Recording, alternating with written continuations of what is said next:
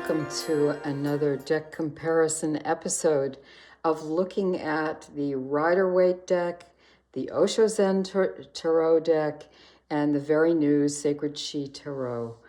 These three decks are having much in common, and we will look at correlating cards in each of those decks to be able to see what they share and what the differences are in the way they have been illustrated.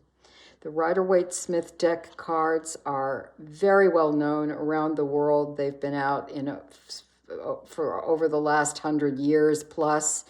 Pamela Coleman Smith's artwork is very well recognized and dearly loved. In this card, the 9 in the suit of cups, we see a rather portly gentleman sitting with his arms crossed, quite self-satisfied. He's got his cups looking rather full behind him, and in a way, he's kind of saying, they're all mine. You're going to have to get past me to get to them, and only I can offer them to you. In the Osho Zen Tarot, we have the card of laziness. This same energy is now carried across into another kind of portly gent who is rather complacent. He's not doing much with the energy that has been available to him. He's actually kind of sitting at poolside having a cocktail and not all that interested in the fact that he should be fortifying the well-being of his position. And in reality, that position could change and shatter all around him at any point in time. The blue card in the diamond at the bottom of the Osho Zen cards represents the suit of emotions. It's the same as the suit of cups in the Rider-Waite deck.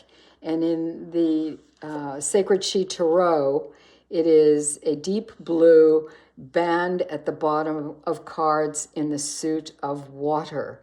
And in this suit, the 9 is called indulgence. And this fat cherub is sitting very satisfied. Has had his cake and eaten it too, and is happy to have yet another piece. There is a quality of prosperity here, but there is also a quality of bordering on the edge of perhaps overindulging. And in order to pull things back into a place of balance, it's going to take some hard work. So when this card comes up in a reading, it is saying, by all means, enjoy the wealth and prosperity, the goodness of the time, but remember well that it will pass. And as it does, you're not going to want to have to be faced with all sorts of difficulty and hardship because of having overindulged in certain areas of your life, whether one has become addicted to something, even shopping or drugs or alcohol or food or television or whatever. But when there is an excess to the point of indulging into a place of no longer being aware of the overlying circumstance in which the indulgence will ultimately be shown, then trouble can ensue.